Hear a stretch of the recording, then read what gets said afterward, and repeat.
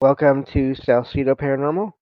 I'm your host, James Salsido, and tonight I'm sharing experiences, true paranormal stories from the web. As always, you can find all episodes of the show along with links to social media, ways to listen, and ways to support the show at the website, and that is salsidoparanormal.com. That's SALSIDO paranormal.com. There are many ways to support the show.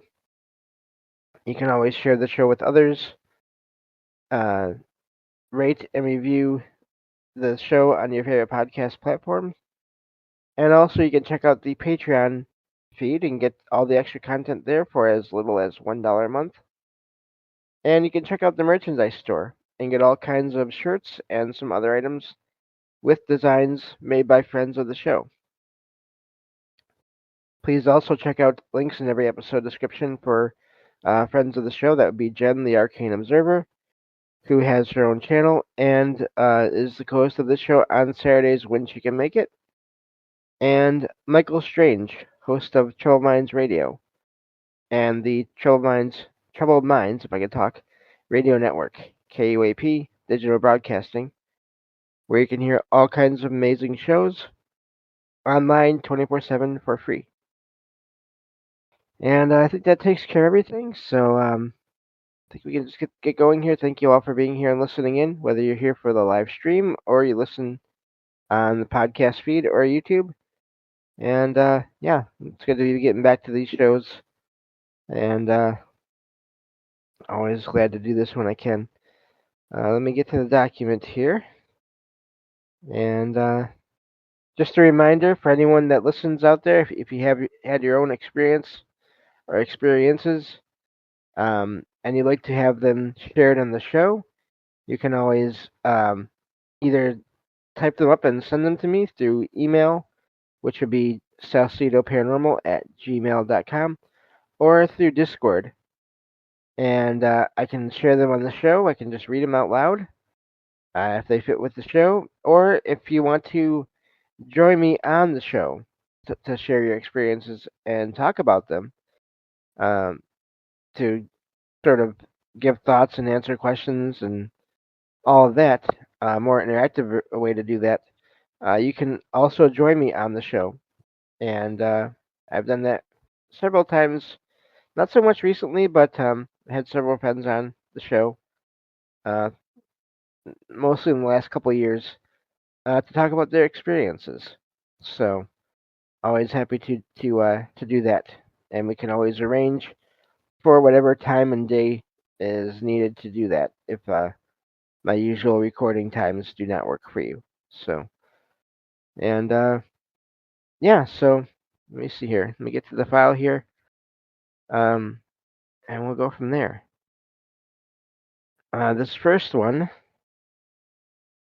let me see here. This first one says, I recently moved into a new house that was built in 1964. Something to note is I live close to two cemeteries.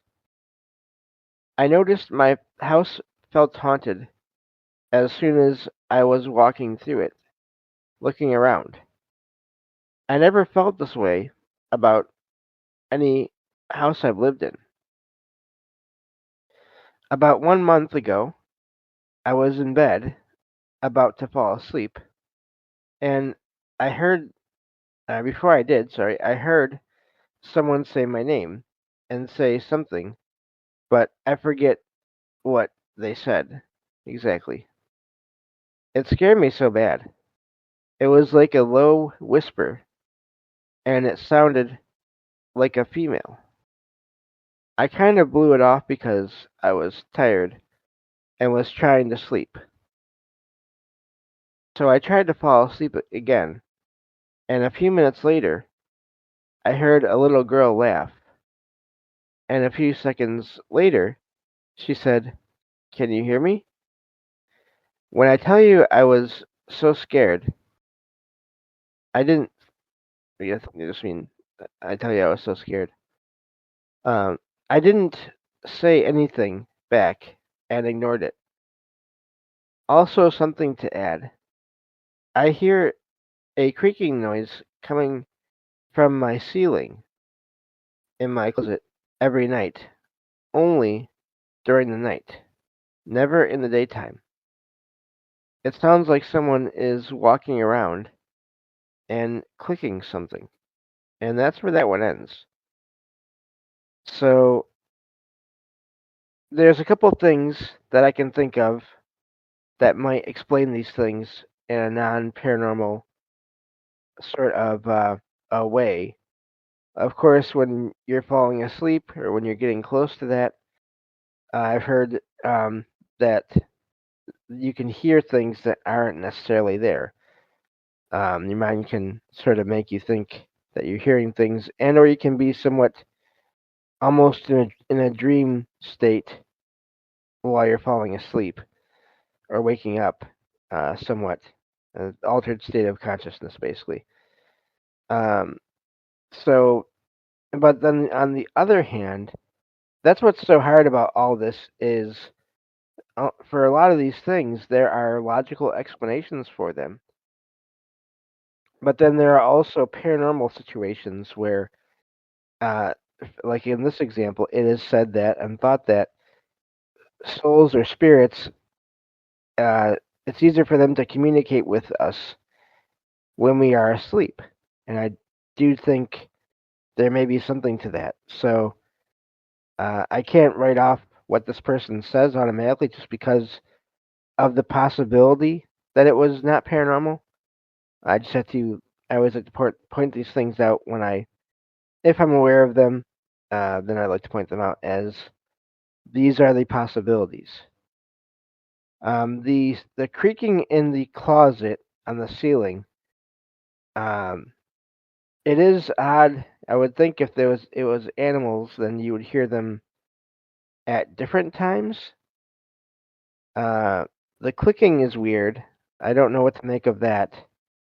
But so I mean, but my first thought is some kind of animal, but I'm guessing they've looked into that and they've ruled it out.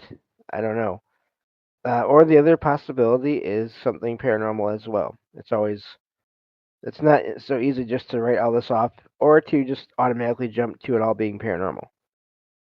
Um, but anyway, the reason I share these experiences is to consider those paranormal possibilities.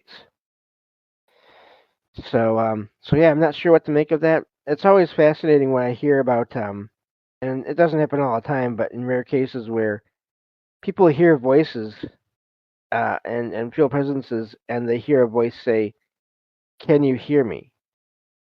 Um, that's always fascinating because that then implies that there may be a presence there, and they're literally trying to communicate. So, but yeah, that's a I don't know what to make of that one for sure. But moving on to the next one here. This one says, let's get my mouse in the right position here. Uh, this one says, I have noticed several weird things happening around my house lately that I can't explain. I have always considered myself connected to spirits, but I always try to rule out anything crazy. Background on spiritual encounters. That's really just to go into things here. When I was a kid, my grandma passed away. 2 weeks after that, a cross appeared on my grandpa's ceiling above his bed, directly above his head.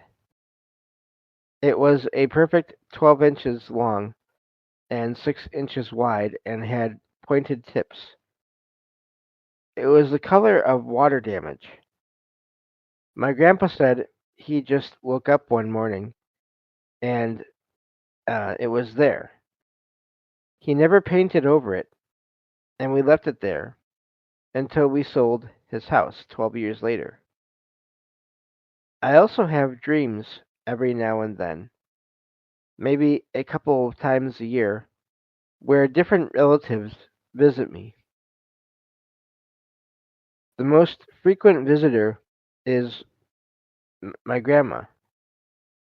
My grandma's sister is still living and says that she sees my grandma in her frequently, very frequently in her dreams, and my grandma gives messages to her to communicate with my mom and my uncle. I have a very dysfunctional family, and these types of things happen more frequently when relatives aren't getting along. My great aunt will be oblivious to the issue between the relatives, but I will just reach out randomly. Huh. I'm sorry, but we'll just reach out randomly.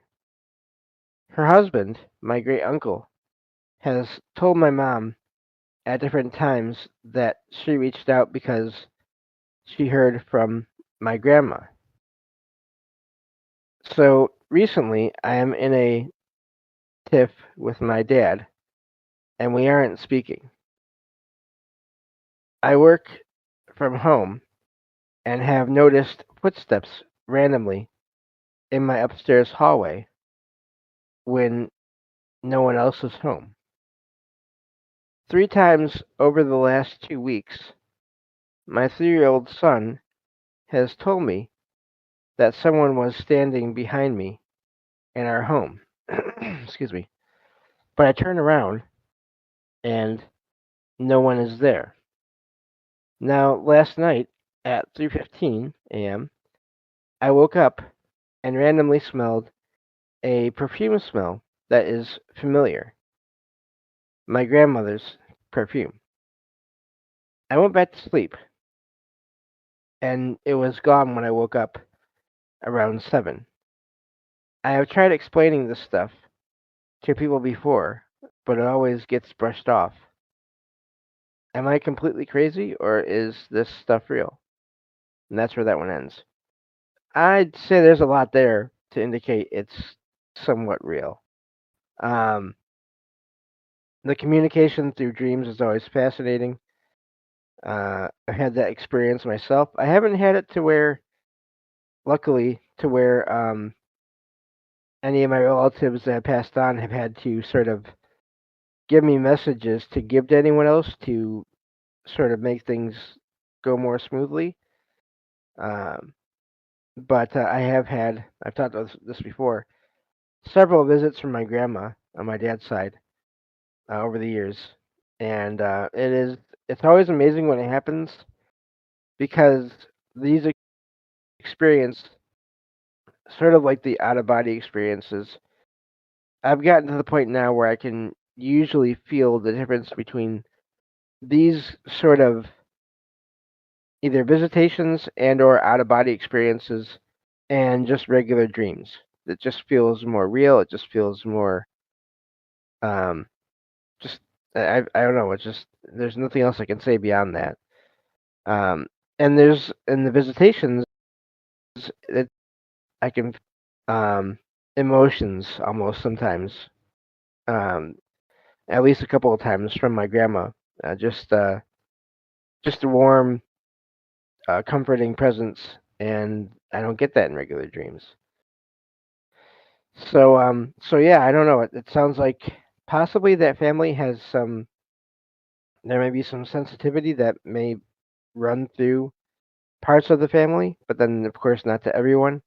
I've heard of that as well. I think I have that in my own family to a degree. I know my grandma was somewhat sensitive. She told me once that her father, um, my great grandpa, which I never actually met, he had passed years, I think years before I was born. He was also very sensitive. And then there's myself, and then my older sister is somewhat sensitive. I seem to be. I don't know if I have a lot more experiences than others in my family, but it seems like I do.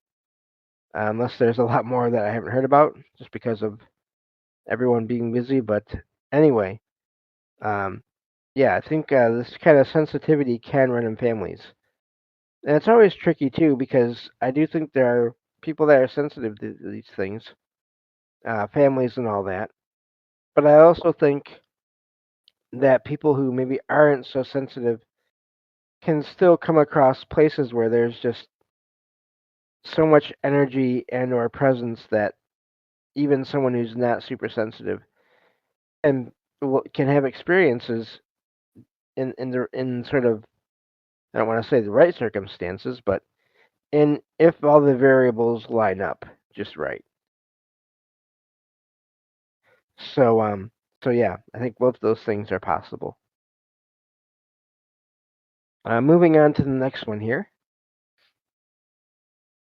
This one says, so for some days I have been experiencing some weird stuff going on in my house. One day after I came back from college and was scrolling on my phone while laying in bed, the door next to my bed that opens onto the balcony suddenly started jerking heavily.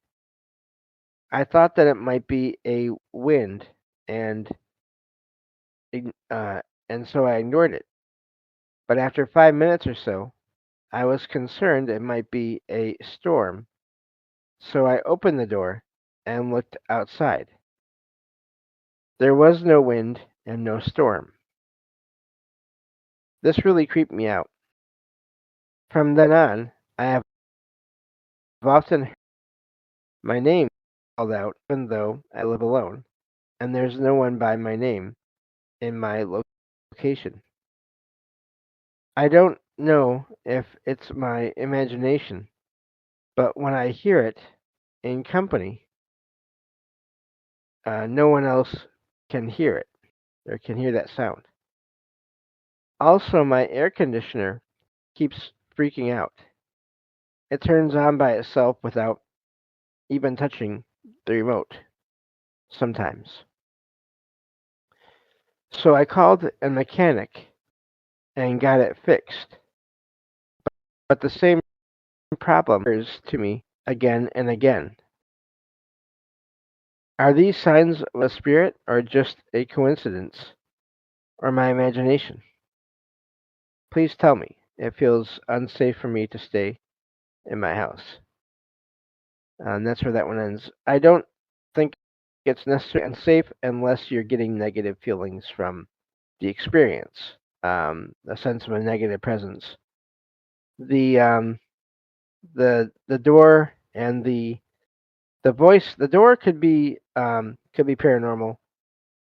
The voice, I also think it could be paranormal. And the difficult part again about all this is just because one person hears something and another does not, it doesn't automatically mean that the one person is crazy or has any kind of mental illness automatically.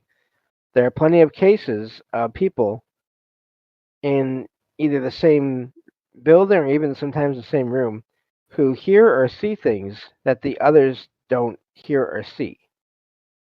Um, so I don't think we can rule out that it's that rule that as just being someone's imagination. Uh, so it's really difficult. I've even heard of cases like that where people are two or three people see something out in the middle of nature, and three people will be there, and they'll all see different things and even get different senses or feelings from what they're seeing. One will feel a positive presence, another will feel a negative one, and so on. So it's really complicated, and that's why all this is unexplained, and that's why there's so much stigma attached to it all. But the air conditioning, again, could be paranormal. Although when it comes to the devices that have remotes, I always wonder about other remote, other devices operating on the same frequency for whatever reason, whether it's an accident or um, whatever the case may be. It could be possibly other devices activating or interfering with the remote for the one at this person's home and or the air conditioner itself. I think, or it could be again, or it could be paranormal. It's hard to say. But so that's it for that one. I just want to say hello to everyone real quick. Got quite the crowd this time. Hello, APOC, Ricky. I'm looking forward to being on Ricky's show with him again next time on next Sunday here. Tomorrow, actually. Um, Sweets, Michael Strange, Molly, Dawn, Herschel. Thank you all for being here. So, yeah, looking forward to being on Ricky's next show. I on Sunday here, and I've I've been including a link to Ricky's channel in his link tree in the episode description, so that if you want to hear more of me for whatever reason, you can hear me on Sundays over on his channel. So yeah, tomorrow, and yeah, that'll be fun, and having a guest as well, another guest, so that's good. Excuse me. So anyway, just want to say hello to everyone there in the live chat. Thank you all for being here, and let me get back to these true stories here.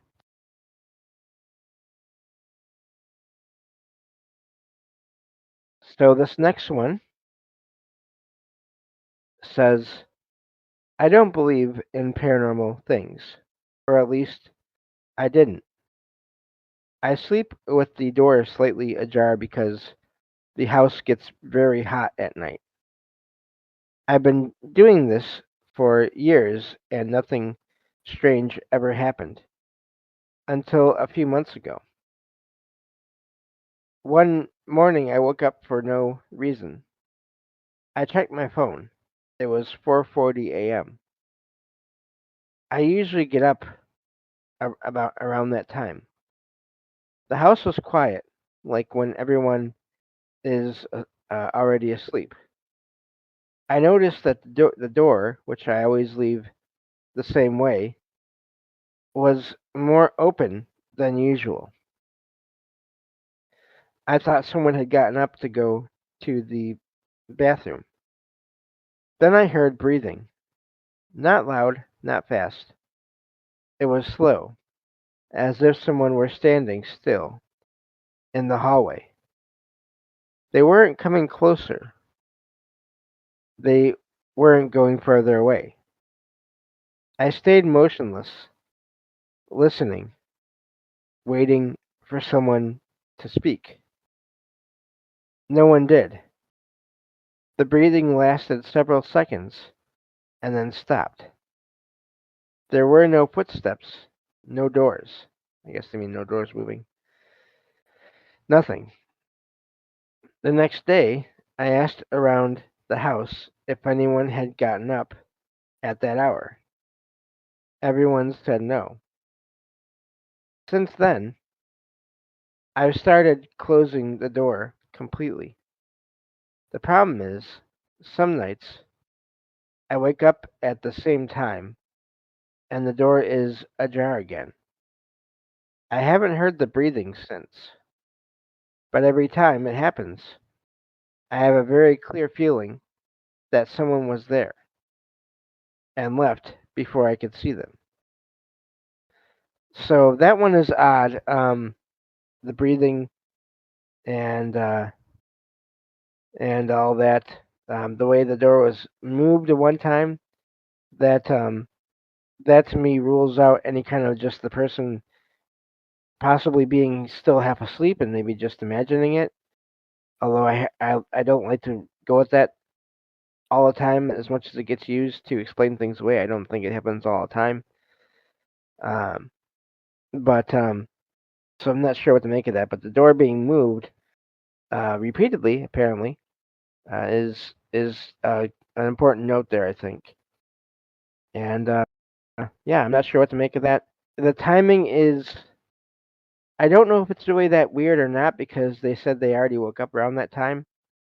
So the timing of them waking up at that time is not that weird, but um, that sense of a presence is weird, and for it to be happening around the time they wake up, almost like this presence knows, is aware of the time when they usually get up. That is maybe another indication it's possibly paranormal.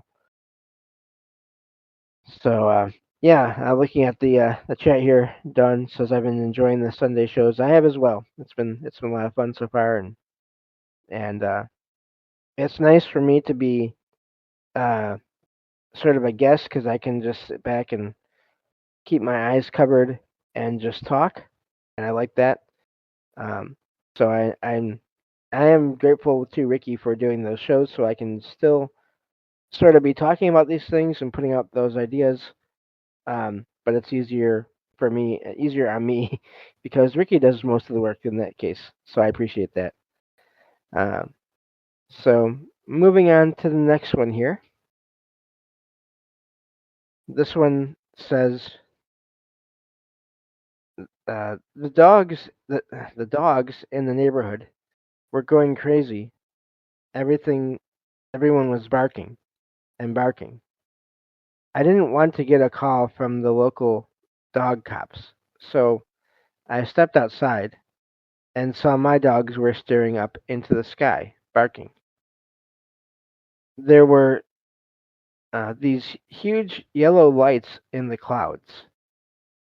They were massive, bigger than SUVs, sports utility vehicles. I don't know what they were, and they didn't make any noise. What is flying around at night that has massive yellow lights on it? Is this a drone thing? Are they looking for something? And how come I'm the only one that saw it? And that's where that one ends.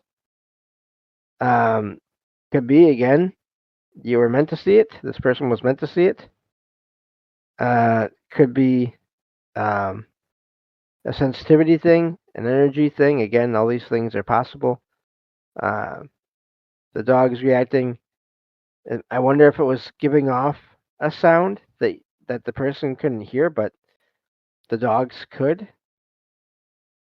Uh, it's hard to say if it was a sound or if it was an energy, because sometimes animals, dogs and cats, do pick up on paranormal activity, and but for it to be several dogs barking like that, it seems like it had to be some major energy being given off, or sound again in frequencies that are inaudible to people, possibly. Either way, um, if all the person saw was lights, that's always fascinating when nothing but lights are seen.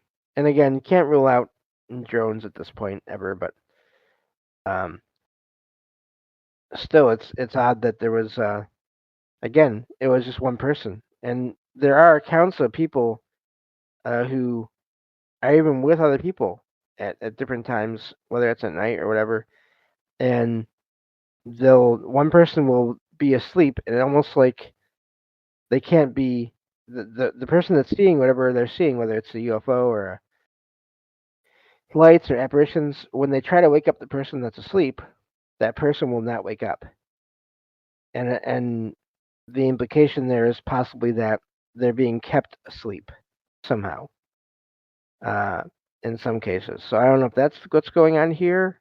There's a lot of questions as to what's going on there and why so many dogs picked up on what was going on, but only one person did. So I don't know what to make of that. Um, but moving on to the next one here. This one says, so I can't exactly say that I'm convinced that ghosts exist, but I had one experience that seriously made me question that. And it was back in high school after getting my license. There was a cemetery in my suburban hometown that was somewhat well known in the state for being associated with murders and a hotspot for sightings of shadowy figures. It was getting close to Halloween, so two friends and I decided to sneak in there at 3 in the morning. One of my buddies chickened out and stayed in my car, but the other went with me, and we walked around the place for a bit, and nothing really happened. And we decided to leave before we could get caught, as we were all uh, sneaking out and past curfew for our age. Kids, I'm kidding. People do crazy things sometimes, and that's how it is.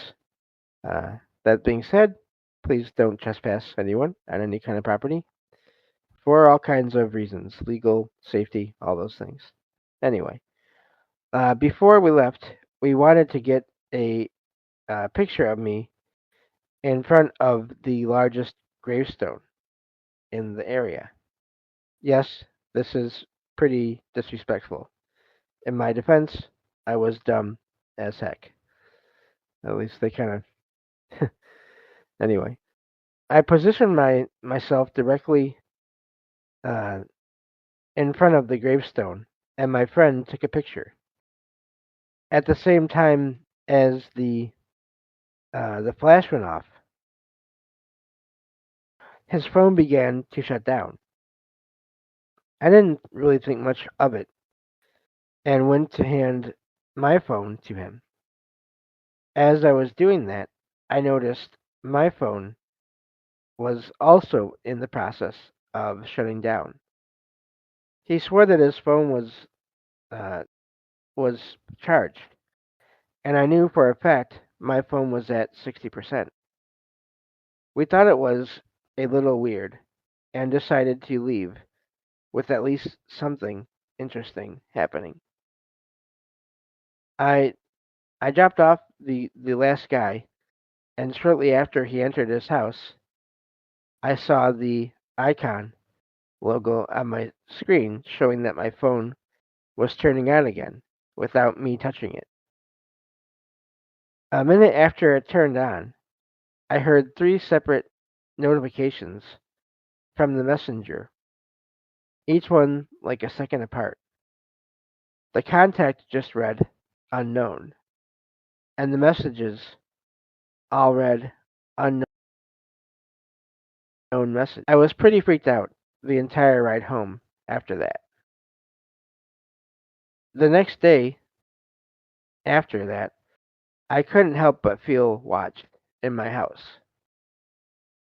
At one point, I was in my garage and could have sworn I heard breathing just on the other side of the garage door, as if someone was laying down, looking through the crack under the garage door. A part of me felt like I had this person's spirit follow me around for a day. I know all of these things separately are explainable, but I can't help but think of how crazy of a coincidence it is for all of them to happen when and where they did. Also, the fact that happened on my phone before and hasn't happened since. Please let me know what you all think. And that's where that one ends. That one is fascinating because of the way the power just seemed to drain from those phones. Apparently, it doesn't matter what kind of battery it is. If some consciousness or soul or spirit wants attention and or wants energy to manifest or to stay around, or wants to send a signal of, hey, I don't like this, stop it. They can take energy from any kind of battery if they want to. I've actually, I have heard of phones like that. Usually you hear about it more with, in paranormal investigations, you'll hear about that with the batteries of cameras and other devices. But yeah, the, it does seem like other disembodied consciousness can affect devices. It's and the messages after is also fascinating. Um, yeah, I and Dawn in the chat says, "Is it disrespectful to take a picture of a headstone?" Never thought of about that. I would guess it would depend on the intention. If you're just interested in history and documenting, I don't know, sort of forgotten places like that, maybe if it's like a abandoned or older cemetery, maybe it's not. I would think it would depend on the intention of the person in the picture, also the views of, again, going with the idea that there are spirits attached to these places. It would depend on the views involved. I would think, because I'm sure there are plenty of pictures taken of tombstones, gravestones, parts of cemeteries where nothing ever happens. Otherwise, I think we'd have a lot more reports of that kind of weird things happening than we do in that situation. But also, we can't completely discount it either. So I think there's just always a lot of different factors involved, um, and it is fascinating. So yeah, so see like that's not disrespectful, I don't think. But again, it would depend on you know who's who's there and if they're there and still there in any kind of spiritual form or not. Um, so Dawn says my daughter does charcoal rubbing of old headstones, and but that's a interest in history and all that, and so I think that's that in and of itself is not inherently negative. Um, so, but yeah, it's the like that. My favorite example of that is what happened with my friend's phone when he caught an EVP of a woman saying looking for the one named James. I've told that story before. I was at this training center for people with low vision or no vision to learn independent living skills, and heard this voice a couple of times earlier, like when I was 19, 18, 19. And once I heard it just with my own ears as I was trying to fall asleep, and once I heard it on a phone, and a friend heard it too.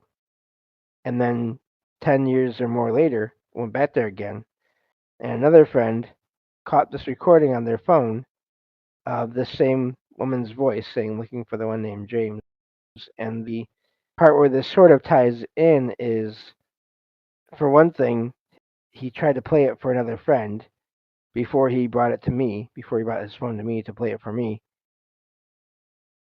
and it wouldn't. And the other part is, as long as that file was on his phone, he could barely get his phone to work right, and it only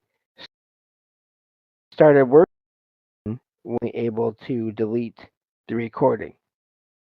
So there's something going on with devices and the energy fields, energy I don't know waves that are used to manipulate them that can have different effects on them apparently. Because sometimes, again, like the story here that I just read, this true story, phones were drained, but also the one phone registered messages from an unknown source with unknown uh, content in the message, basically. So yeah, there's something to that whole thing with devices being affected and manipulated unseen forces. So uh, uh, moving on to the next one here, we'll do at least tonight. Um, this one is a shorter one.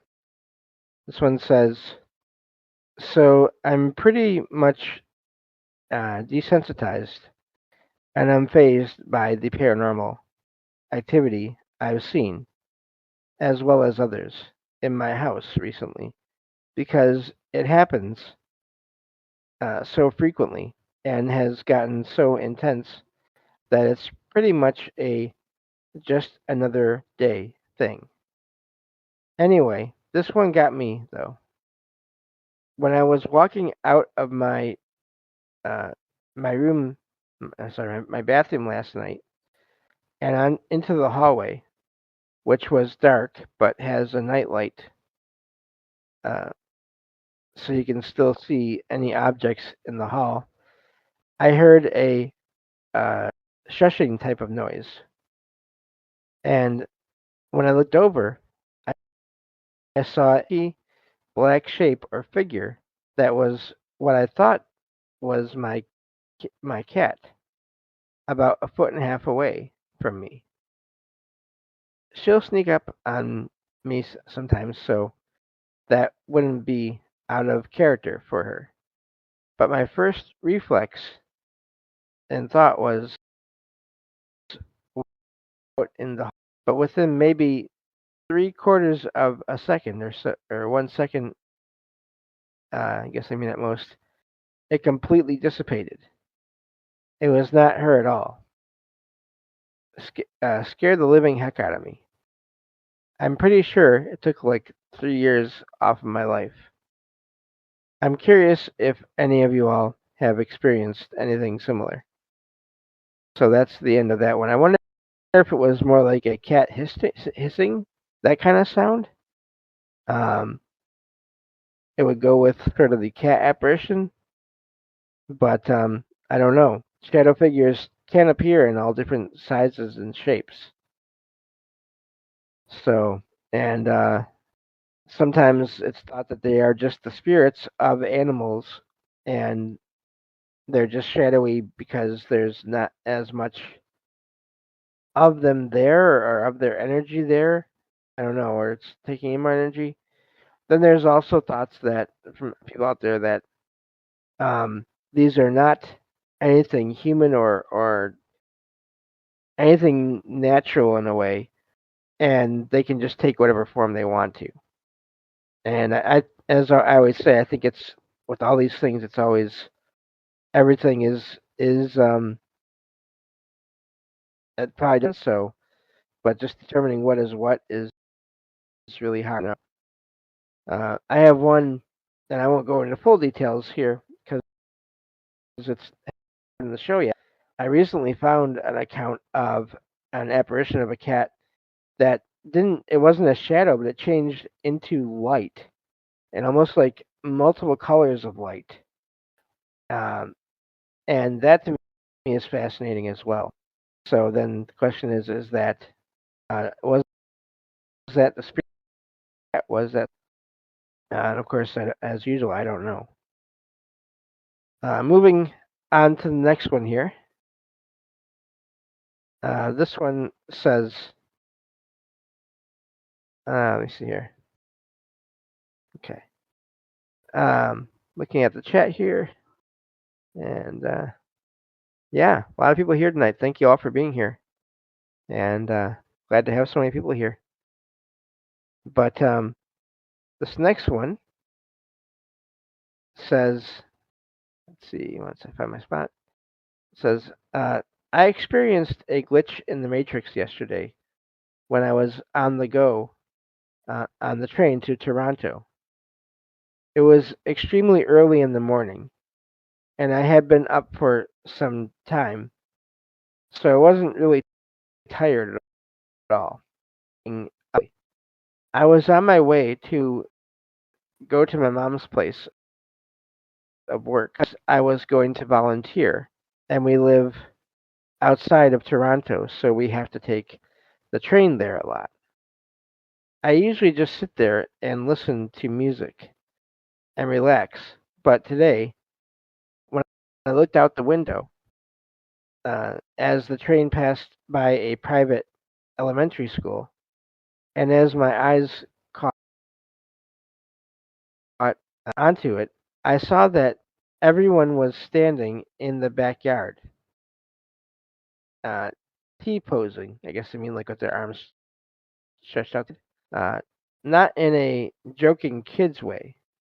It was like when your game glitches and your character goes into that stiff arms out NPC, non-playable character, pose.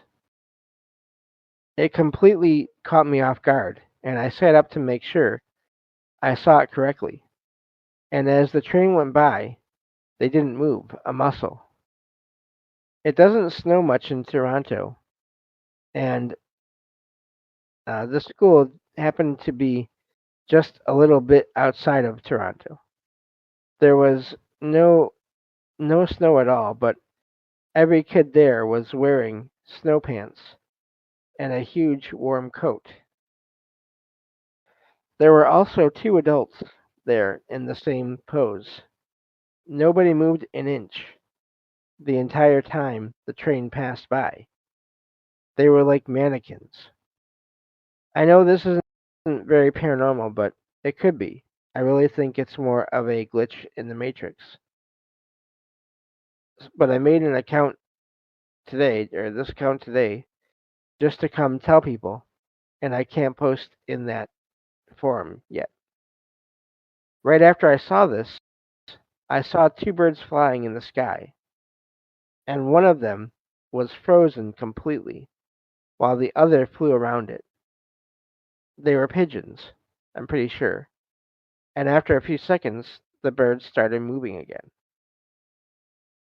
And that's where that one ends.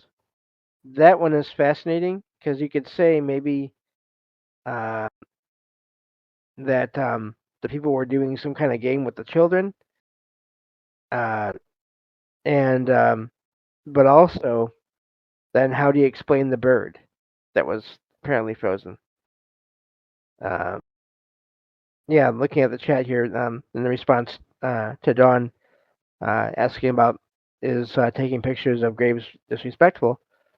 Mike says, I don't think so. In my humble opinion, I think spreading their names and and timelines as a net positive, not a negative, right? So, um, and Don says I've only taken pictures of family graves. Just a little more on the gravestone graveyard picture taking thing there. I think it's an important thing to consider.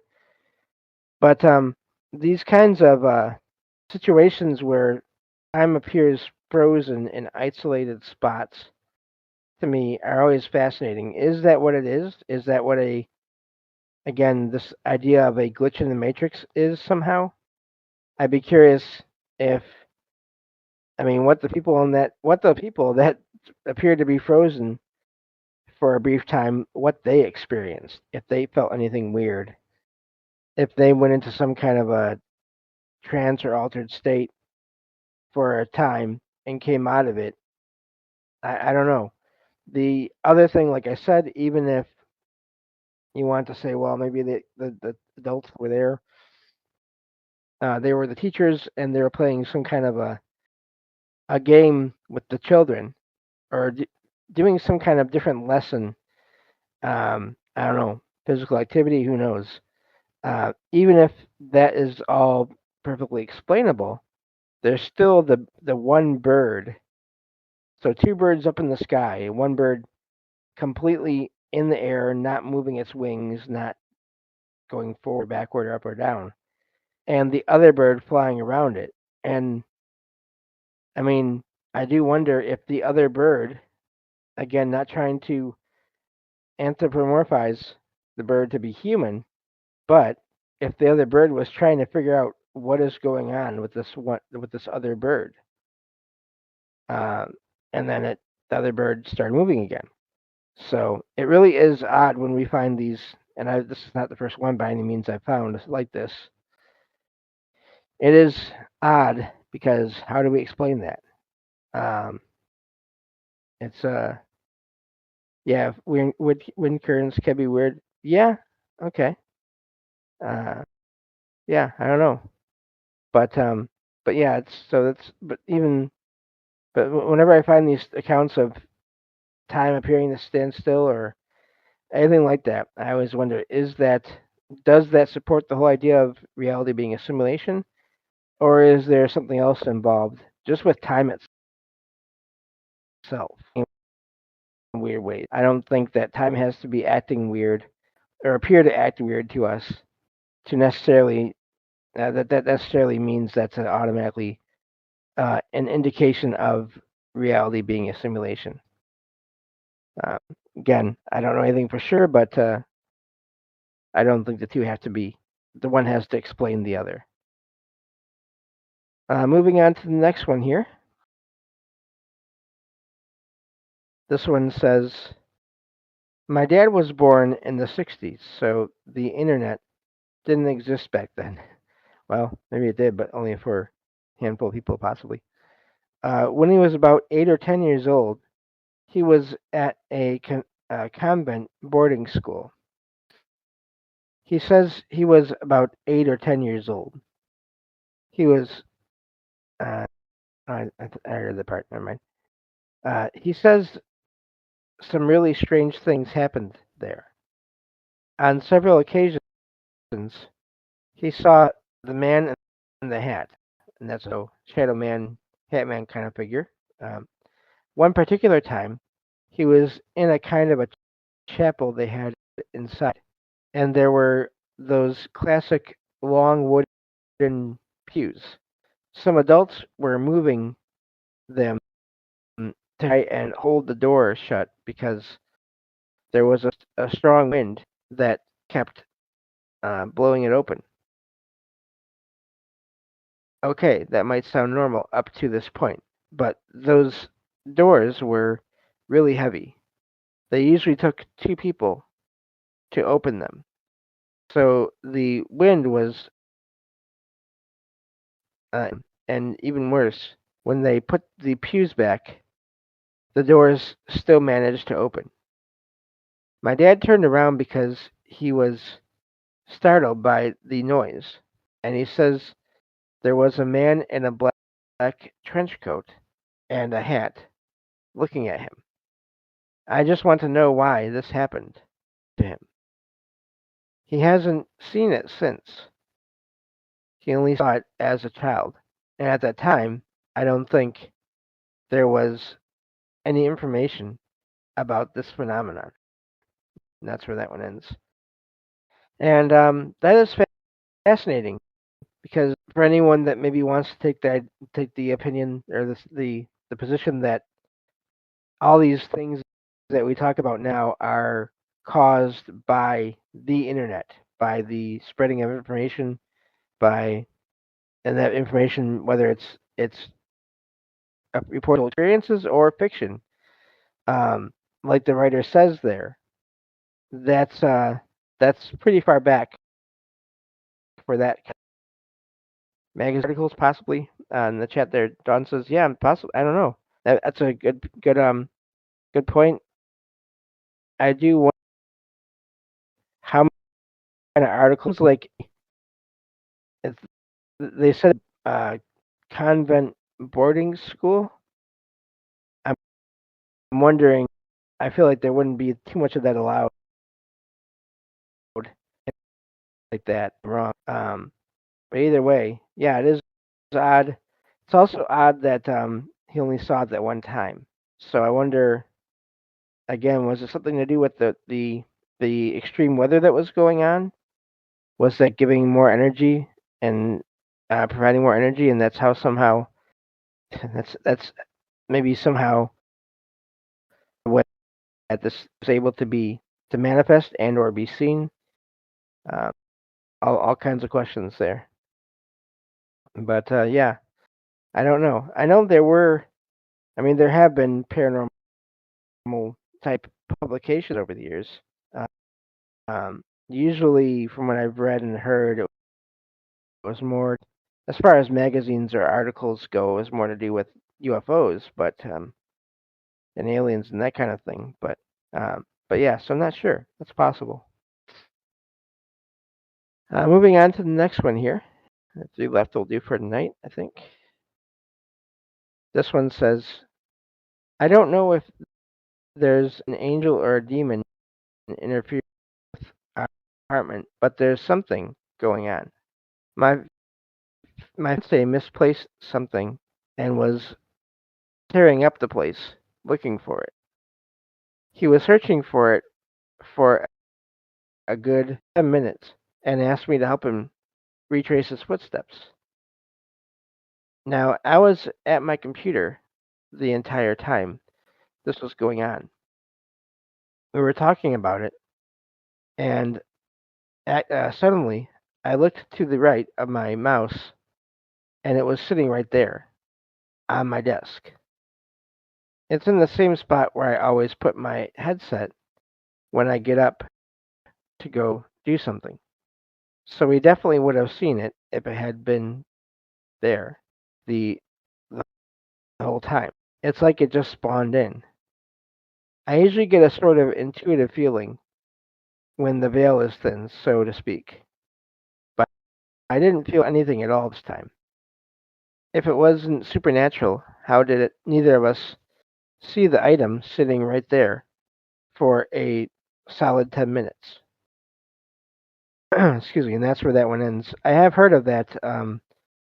Of course, when objects vanish and reappear, do they vanish, or are they in some cases just invisible to people for a time? But then in some cases, people will put their hands in the spot to check for everything, and it still won't be there. So, um, without more details, I can't know what the case was there.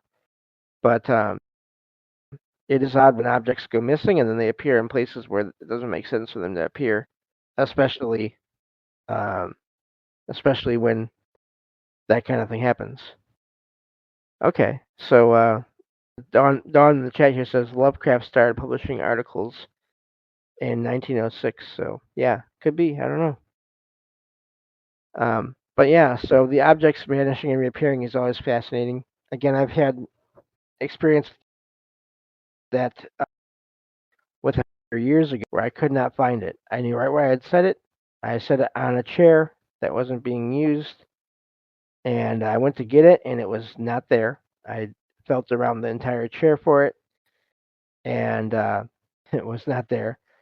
And I could not find it anywhere. And eventually, because this is after I had other experiences here, um, I said out loud, if someone could help me find my phone charger, I'd appreciate it because if I can't charge my phone and it runs out of power, my family is going to worry and they're going to come over here and find out what's going on. So I stopped looking for a little while, and then later on the same day I looked again, and it was right back where it had been before it vanished. So I don't know, but that is always fascinating when objects move like that. Mike in the chat says, "Isn't that the year of the Wright brothers?" I'm not sure. Dawn says pretty close, if not. Yeah, I'm not sure about that, but yeah. So objects can vanish. Uh, so let me see here. Oh, looking at the chat here, Mike says the Wright brothers' first powered controlled flight was on December 17th, 1903 at Kitty Hawk, North Carolina. I knew the Kitty Hawk part, but yeah, I didn't know the date. Okay. Huh. So moving on to the next one here. We have two more left. This one says, this is a real incident. Around 10 to 20 years ago, my cousin used to stay in a room which is on the third floor. He is a guitarist, so there were a few guitars in his room, which he used to play quite frequently. After some time, he moved with his family, and the room was locked. All of his stuff was taken away, but there were one or two guitars which were somehow damaged and of no use. So he left those guitars in that room. After a few months, a family moved onto the same floor and adjacent. The lady who moved in to the adjacent room heard guitar sounds at night. She came to the family living on the second floor of that building and told the lady on the second floor, my aunt, that she heard a sounded as if someone was playing guitar at night. She said it happened daily, every night. My aunt showed her the room after opening it to ensure that there was nobody in that room, and it was locked for many months. That mystery is still unsolved as to how or why those guitars were playing by themselves. What's your take? And that's where that one ends. Yeah, either residual sounds or some force actually playing them. I don't know. Um, so, but anyway, I'm not sure. I think, I mean, anytime you're playing musical instruments a lot or doing any kind of creative thing, um, I think that can possibly leave residual energy, and maybe that's what that was, especially for it to be happening every day. And especially if the guitars were not playable, I guess it depends on how damaged they were. Um, but um, but yeah, I don't know. Seems like that's a reasonable explanation right there. Is just residual energy, especially if the person that used to be there was playing so much. Moving on to this will be the last one for the night. Um, this one says, "What's the best way to handle a 5-year-old who claims to see people or figures that others don't, without encouraging fear or imagination?" She said something like, "I saw that man in black entering your room again," or, or "Do you see that little girl crying again?" while pointing at the storage room. This happens from time to time. As context, she hasn't been taught or exposed to paranormal or ghost related concepts by family members, and we've been careful not to joke or scare her with such topics. Also, other subtle notes. She always said again, and this keeps happening repeatedly.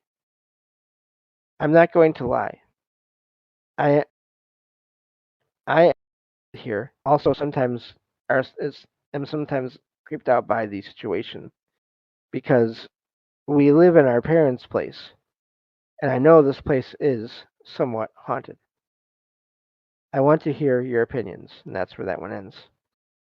Um, so again, voices, apparitions that are only heard or seen by children, and again, there's this possibility of um, this sensitivity that kids have naturally that they either grow out of and or are taught to ignore as they get older. So it doesn't surprise me that this child was actually having these experiences, especially if there's already some feeling from the rest of the family that the place could have activity. Looking at the chat here, uh, let's see here. Ricky says, "I heard trumpet sounds at a Civil War battlefield before." Yep, yeah, that's always fascinating. Uh, and Dawn says, "I love when instruments can be seen moving, piano keys or guitar strings." So yeah, that's always fascinating. Ricky says, "Yeah, heard cannon fire that day too. It was a wild day." Yep, yeah, I remember that. Ricky sharing that experience with us before on this show and on his shows. So so yeah, that's gonna do it for the stories for this episode here. Uh, Thank you all for listening, and let's see here. Looking for so I'm looking at the chat here just because I'm always glad that you all are here and chatting and everything. Uh, Don says I asked my kids if it made them scared to see stuff. Both girls said no. Treated it like an everyday thing. Yeah, that's always fascinating too. So thank you all for listening and being here. And again, like I said, please check out the Anything is Possible channel, and because I'm going to be there most Sundays from now on, whenever I can make it. because I enjoy doing that. And you can hear me there on Sundays and go from there. So thank you all again, and I will talk to you all next time on Salsido Paranormal. Take care.